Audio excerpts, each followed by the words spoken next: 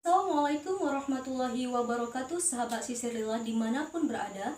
Semoga tetap dalam keadaan sehat walafiat, tetap dalam keadaan semangat, dan tetap dalam keadaan produktif. Membahas mengenai produktif nih sahabat Sisirillah dimanapun berada, sesuai dengan tema yang mau kita bahas nih, yaitu tetap produktif meskipun di rumah aja. Nah, sebelum lebih jauh kita membahas mengenai produktif, alangkah lebih baiknya kita paham dulu nih, apa ya kira-kira produktif itu?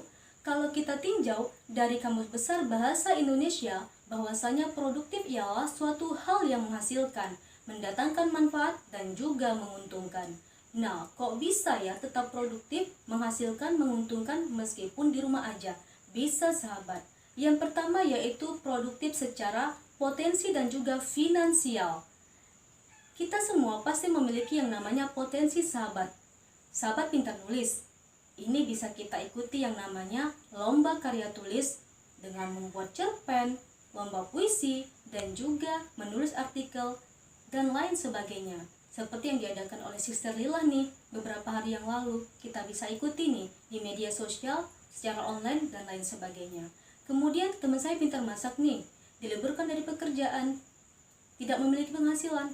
Dia buat yang namanya kue, dia posting di WA, Instagram, dan lain sebagainya. Ada yang minat, ada yang beli, sehingga dia tetap menghasilkan uang meskipun dalam keadaan di rumah saja.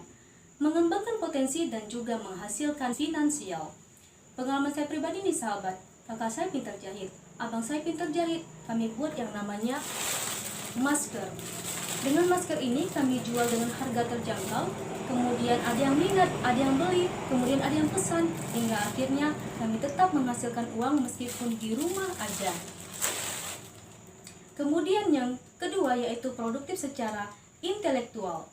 Dengan produktif intelektual kita bisa lakukan dengan cara membaca buku, menonton video yang motivatif, inspiratif, dan juga positif tentunya. Ini dapat mengembangkan yang namanya intelektual kita sahabat. Kemudian tidak dengan rebahan saja, namun tetap menghasilkan di rumah. Kemudian yang terakhir adalah produktif secara spiritual. Mungkin selama ini kita berbagai macam alasan nggak sempat nih sholat duha, membaca Quran, dan lain sebagainya. Dengan kita diliburkan, dirumahkan saja, kita dapat melakukan hal ini. Sholat duha, membaca Quran dengan terjemahannya, sholat tahajud, dan lain sebagainya. Mungkin ini yang dapat saya sampaikan.